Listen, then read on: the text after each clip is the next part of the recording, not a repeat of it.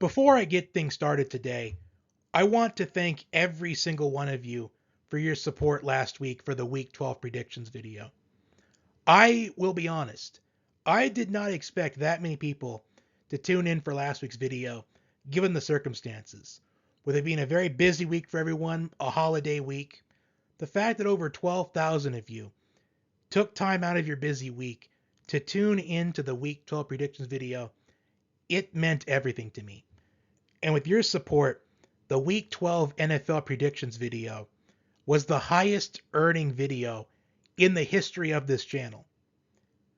I wanted to thank everybody for their support.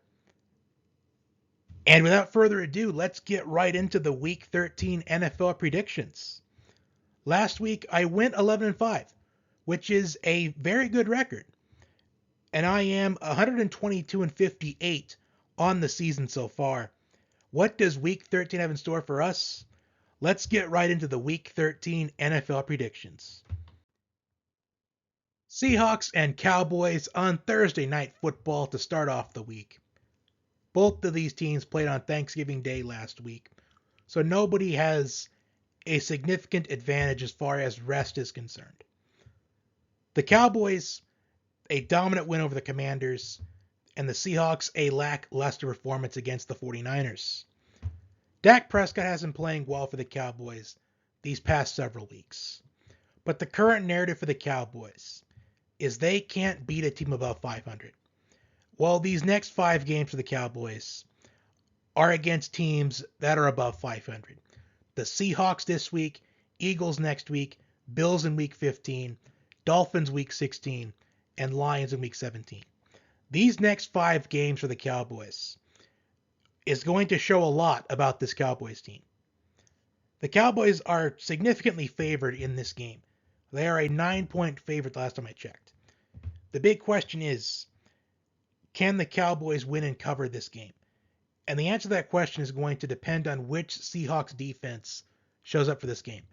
As I have voiced several times, the Seahawks defense is super inconsistent. One week, it will feel like the Legion of Boom is back, and the next week, they look like a bottom-tier defense in the NFL. I think for this game, we're going to see that mid to bottom-tier defense in the NFL. The Cowboys, I believe in their last 6 home games, the Cowboys have put up 30-plus points in each of those 6 games. So I think with this information, I'm going to back the Cowboys in this matchup to win by double digits. If the Seahawks defense of old shows up, then I think the Seahawks can cover, but I just can't see here with the Cowboys being at home, scoring 30 plus in 6 straight home games. And I think the Cowboys finally beat a team that's above 500.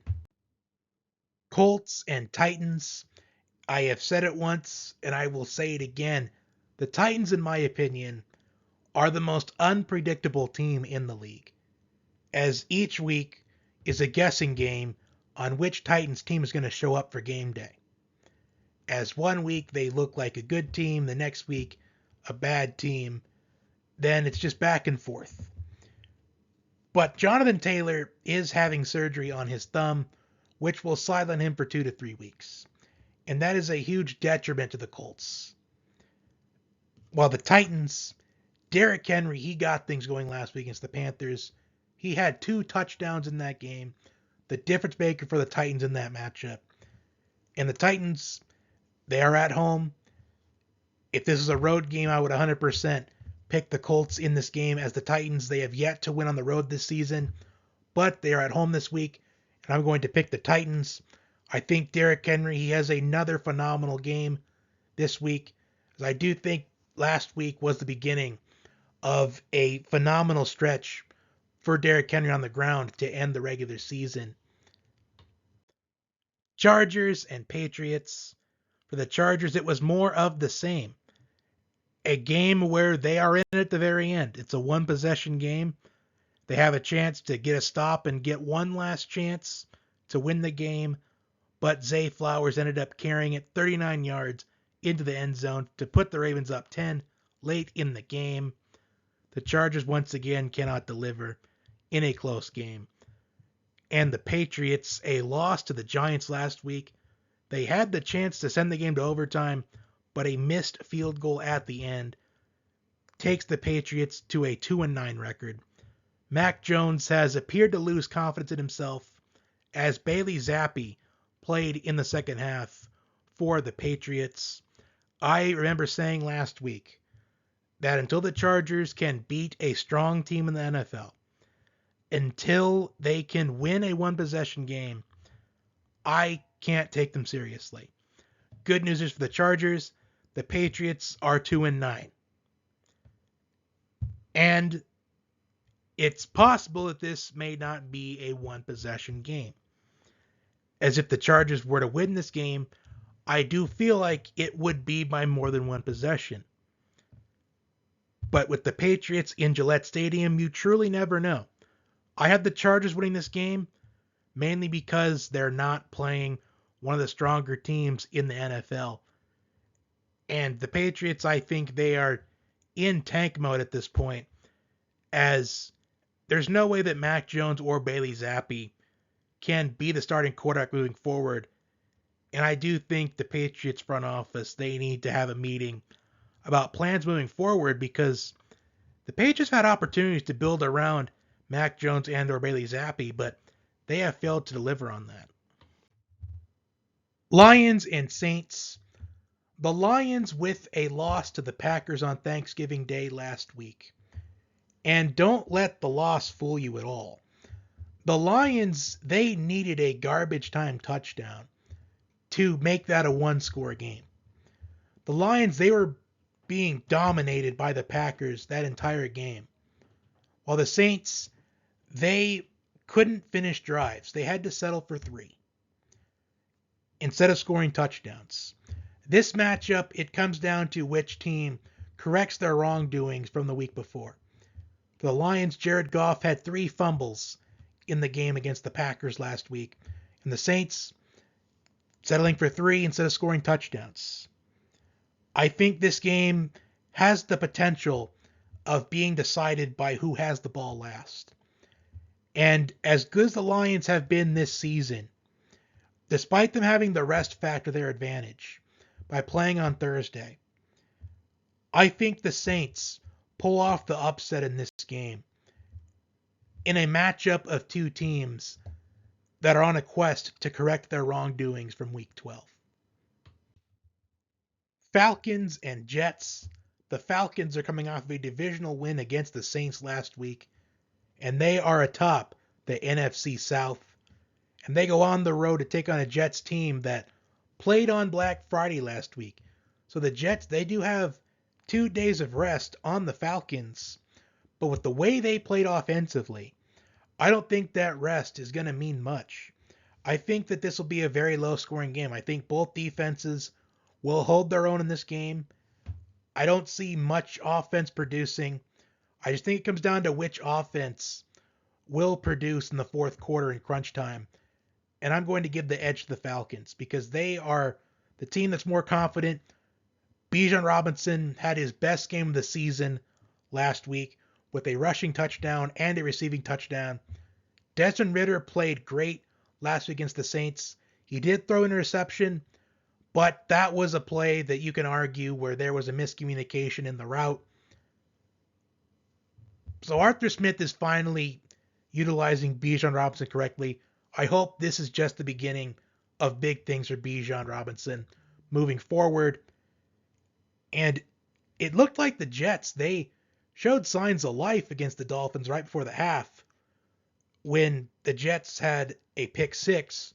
But then Tim Boyle throws a pick 6 on the final play of the first half, and it was down from there for the Jets. But in a low-scoring game, I like the Falcons. I anticipate this is going to be the under without any doubt in my mind. Cardinals and Steelers. The Cardinals with an abysmal performance against the Rams last week, while the Steelers, in their first game, without Matt Canada as their offensive coordinator, 400 yards of total offense. The first time in a long time, the Steelers' offense accumulated 400 yards in a game. Pat Freiermuth had a game. Najee Harris had a game. Perhaps this is signs of many things to come, as the Steelers offense, they showed life last week. Even though it was a low-scoring game, the Steelers offense at least has some momentum. The Cardinals offense, they had bits of momentum, but now not so much with the abysmal performance last week against the Rams. I'm going with the team that's more confident right now, and that is the Steelers. The Cardinals, they are essentially in tank mode at this point, or at least it's in their best interest to do so. I think the Steelers, with their confidence, they get the win this week. The question is, will the Steelers once again have 400 plus yards of total offense in this game? Dolphins and Commanders. The Dolphins with a dominant performance defensively against the Jets last week. Tua, he did all right, but he did throw a pick six against the Jets before the half. But the Dolphins defense stepped up. And the Commanders defense, well, their performance on Thanksgiving was the final straw, as changes were made to the Commanders coaching staff after the game, as defensive coordinator Jack Del Rio and Brent Weisselmeyer, they were dismissed from their duties. And now the Commanders, they go up against a high-octane Dolphins offense. And we know the narrative for the Dolphins right now. The Dolphins are like the Cowboys. Teams that they have big performances against below 500 teams, but they can't beat a team above 500. Fortunately for the Dolphins, the Commanders are not above 500. And despite this being a road game for the Dolphins, sometimes road games are easy traps for high-octane offenses. But I don't think this is a trap game here. I think the Dolphins win this game, and they win it convincingly, at the bare minimum, by 14 points. Broncos and Texans. The Broncos with another win last week over the Browns. And the Broncos, they continue to show resilience. With the way the Broncos have been playing, I forget they gave up 70 points to the Dolphins sometimes. And they go on the road to take on a Texans team that is coming off of a deflating loss to the Jaguars. Matt Amendola just short on a 58-yard field goal attempt to tie the game up at the end of regulation and send it to overtime. C.J. Stroud has been playing phenomenal throughout this season. Tank Dell is becoming his favorite target. And I think this game goes back and forth. I think we're in for an offensive battle. And I think it comes down to which defense can make a play down the stretch. And I'm giving the edge to the Broncos. As the Broncos defense, they have been playing lights out in these last several weeks. Ever since week 3, the Broncos have been a much better team. They're getting better each and every single week. I think the Broncos go on the road and pull off the upset. Also, I want to point out Russell Wilson is having an underrated, stellar season for the Broncos so far. Panthers and Buccaneers, and I'm going with the Buccaneers. But the Panthers did part ways with Frank Reich this week, and I honestly feel bad for him. He wanted C.J. Stroud, but the front office was adamant that they take Bryce Young with the first overall pick. With the way the Panthers and Texans have been this season, it makes you wonder, how much of a different position are both of these teams in if C.J. Stroud went first overall to the Panthers and Bryce Young went second overall to the Texans?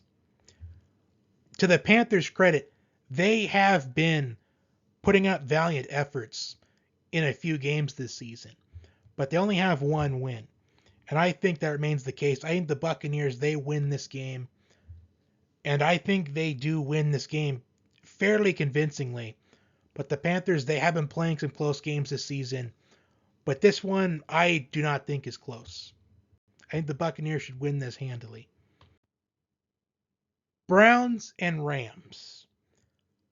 For the Browns, Dorian Thompson-Robinson left the game last week against the Broncos with a head injury. He is in concussion protocol.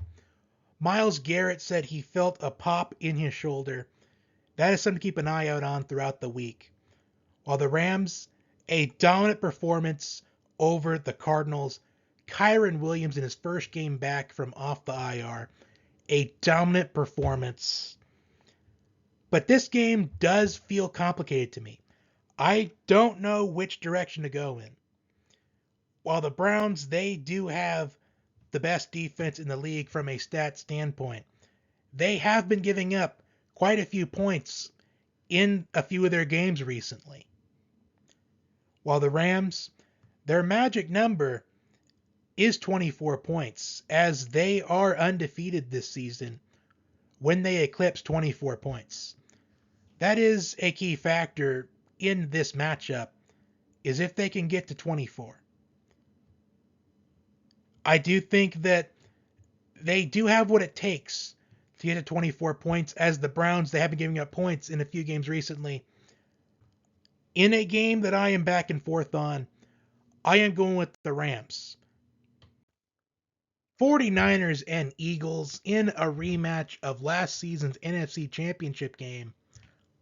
Right away, I find this a trap game for the 49ers. They are favored by 2.5. There has been talks about how the 49ers are a much better team than the Eagles.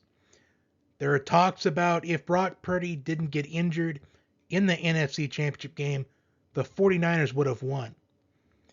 The Eagles are coming off of an emotional overtime win over the Bills, while the 49ers are coming off of a dominant win over the Seahawks on Thanksgiving night. And I do tend to favor the teams that played on Thursday night the week before, but not in this case. I think this is a trap game for San Francisco. They're going on the road in a hostile environment.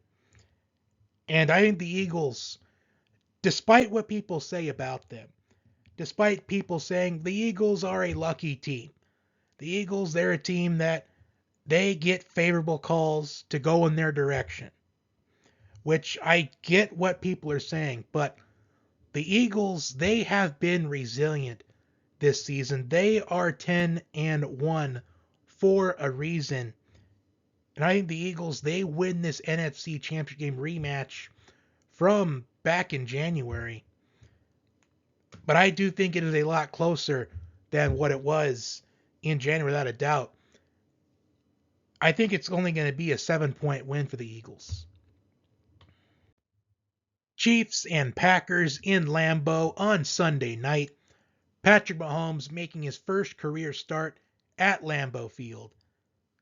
And the Packers are coming off of a Thanksgiving Day win over the Lions, despite the box score of that game, where the Packers won by a score of 29-22. The Packers, they were dominant in that game. They were forcing turnovers. They were harassing Jared Goff out there. The last two games for the Packers, Jordan Love has been excellent. Jordan Love is coming out of the two best games of his entire career. And now they go up against a Chiefs team that last week I anticipated was going to be a get-right game for them. And to an extent, it was a get-right game for them, but they didn't dominate like I thought they were going to. They went down 14-0 early on in the game, but give them credit, they did bounce back. They were resilient. Their defense played lights out in the second half. But I do feel like this could be a potential trap game for the Chiefs. But I'm not going to call for the upset here, but I do think the Packers will make this a close game. The Packers defense is underrated. Jordan Love has been doing well in his last two games. I think the Chiefs win, but I think they will narrowly escape in this game. I think the Packers, they keep this close. I think this is going to feel fairly similar to the Chiefs and Jets on Sunday night earlier in the season, where the Chiefs win close. Bengals and Jaguars to wrap up Week 13 on Monday Night Football. For those of you that have tuned into my channel before, I don't always point out spreads. The only time I point out spreads are when I think the spread sticks out to me. And this spread for this game sticks out to me, and I think it should stick out to you as well. The Jaguars are currently favored by 7.5. I bring this up because 5 out of the last 8 Monday Night Football games have been decided by 8 or less. Despite the Bengals being without Joe Burrow for the season, despite their first game without him being an offensive struggle, despite the Jaguars being the more confident team going in this matchup, winning 7 out of their last 8 games after the 1-2 start to the season, with the one loss being to the 49ers. I am picking the Jaguars to win this game because they are the more confident team. They are the team that is on a hot streak. I think there is value in taking the Bengals at plus 7.5. I think if Joe Mixon has a good night, I think the Bengals, they can cover the 7.5. And while I think the Jaguars, they do win outright, I think with the recent history of Monday Night Football, with 5 out of the last 8 Monday Night Football games being decided by less than 8 points, I do think there is value in the Bengals plus 7.5, but I anticipate the Jaguars, they do get the win. That will do it for my Week 13 NFL predictions. Comment your picks down below. Like, share, comment, and subscribe. Also, feel free to check out my Week 14 college football prediction video. As we are in conference championship week for college football, this time next week, we will know the 4 teams in the college football playoff. Enjoy the football this weekend. Until next time.